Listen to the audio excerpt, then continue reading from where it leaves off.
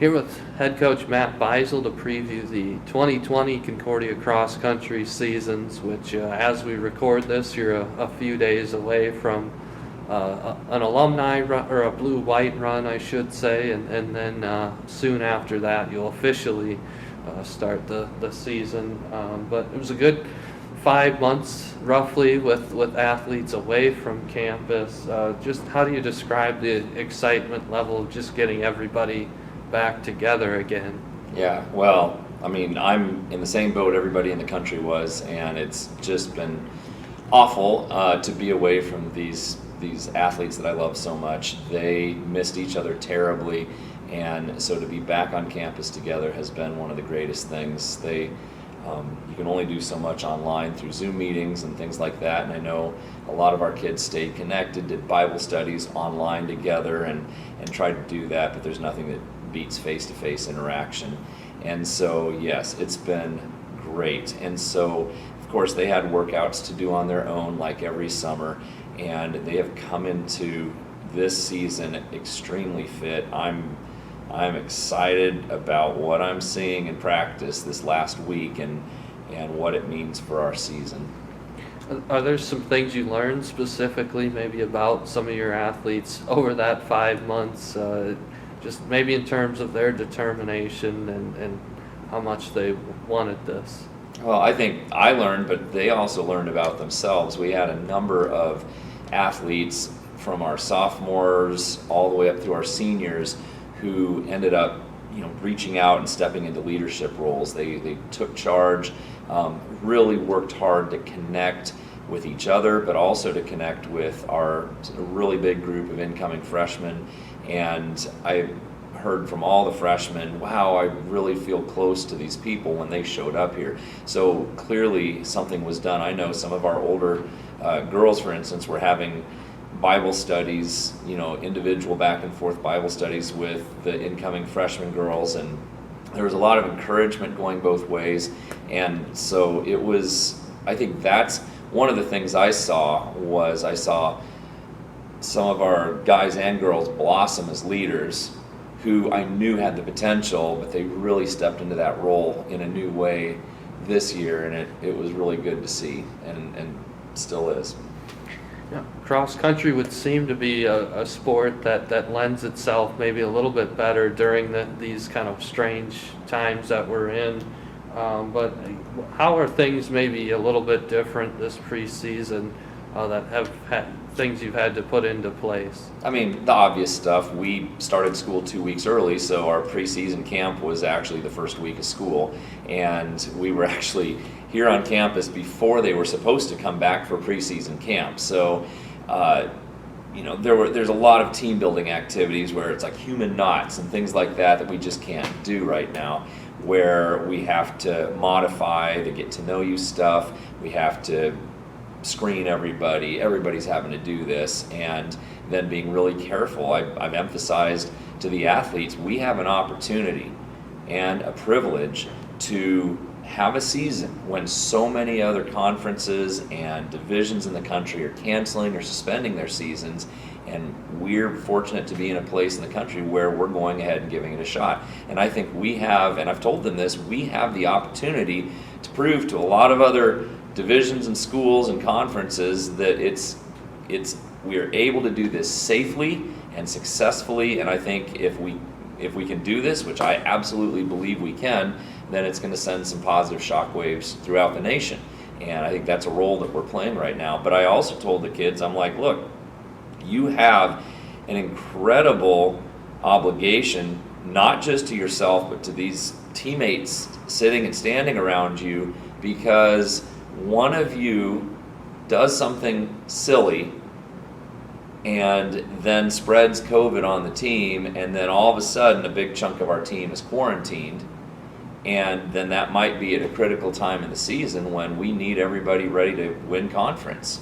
And so I think they are very serious about doing everything they can to mitigate risk, following protocol, and I think there's a real enthusiasm. Our women and our men both know that the teams that we have this year could potentially be conference champion teams, and they don't want to throw that out the window.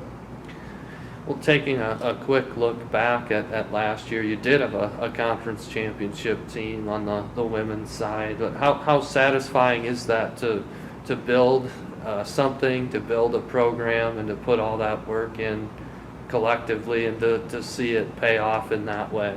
It's great. I mean, every coach who is out there, that is one of the fun things to do, is you work really hard for years sometimes to get the right people, to build the culture, and in my case, unlike when I was a high school coach, I get to really choose the people who come on board with God's help. Again, for every 4 or so kids that we recruit, we have 1 say yes, 3 say no, so it's really a God thing. But you go out, you connect and build relationships with these kids, and then they show up, and then you and they get to work together to make something cool happen. It took us 3 years to do that, and it feels great. But again, I've won a lot of championships at different levels. What's really cool is that they got to experience something that no one can ever take away from them. And then hopefully, it seems like that gave them an appetite for more. Yeah, on the women's side first, looking at that, how do they build off of that, and what kind of confidence does that give them coming into this season, just knowing what they were able to accomplish last year? Well, I think it gives them some confidence that it can be done again, but I've also really made it clear to them from all the way into last spring and before that you cannot take it for granted.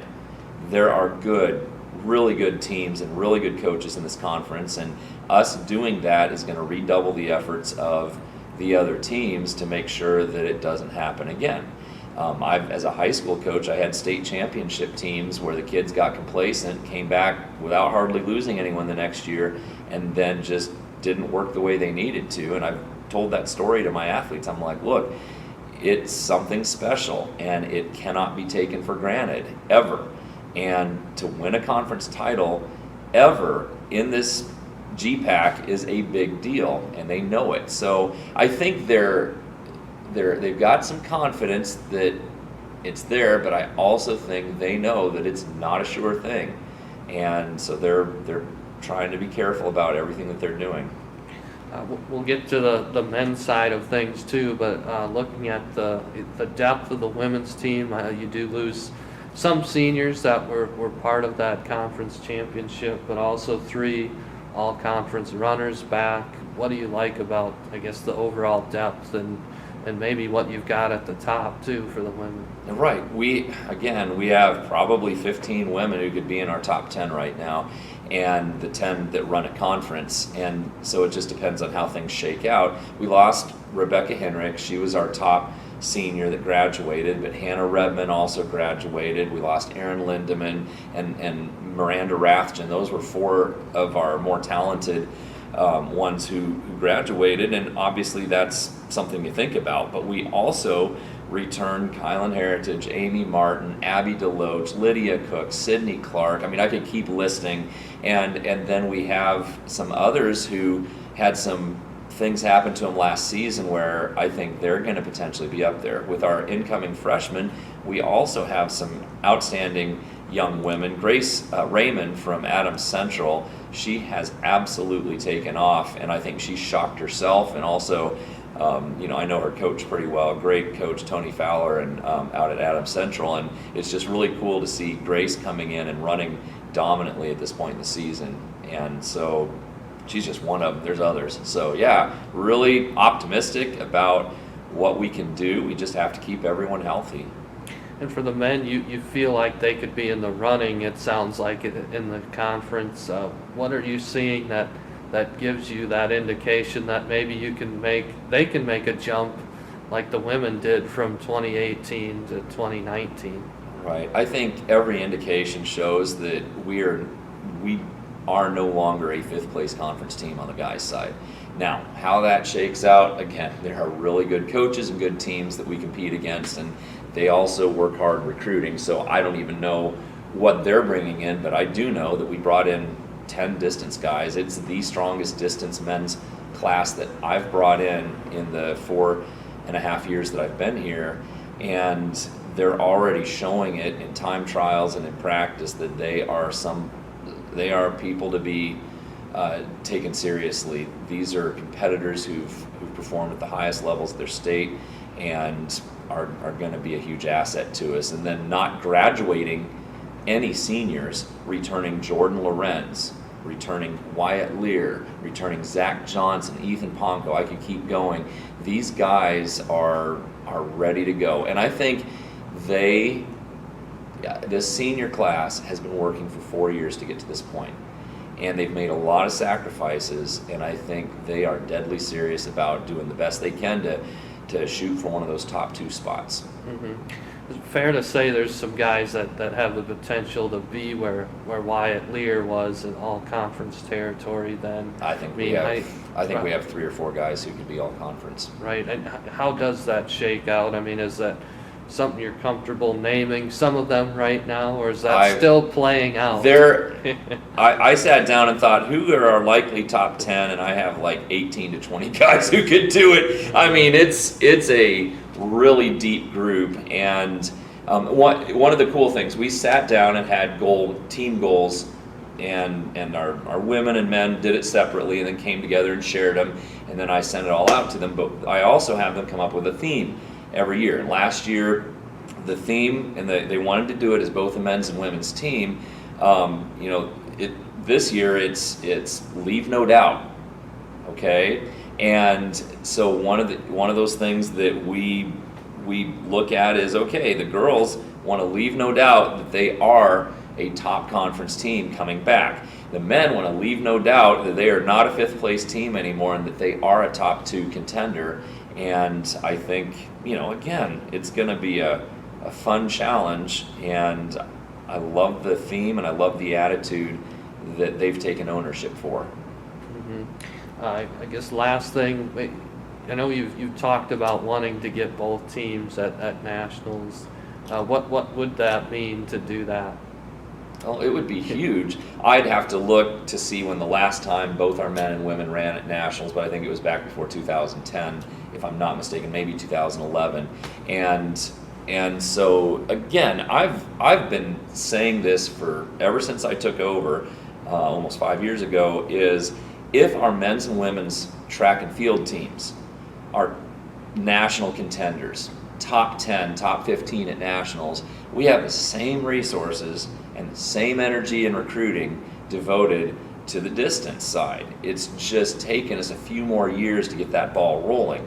And so I tell my athletes, there is absolutely no excuse for us not to have distance squads on the cross-country team that are able to compete at the same level that our track and field teams do. And so I think we're finally getting to that point, and it's a lot of fun. It makes me happy for them.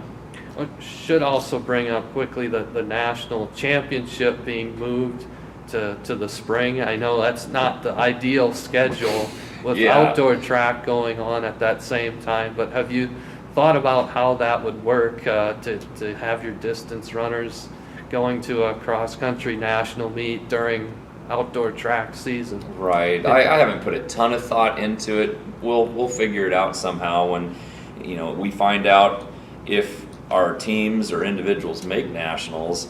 Then we have months and months and months to figure it out and plan for it. But again, we're also in the middle of track season. Track is really important also.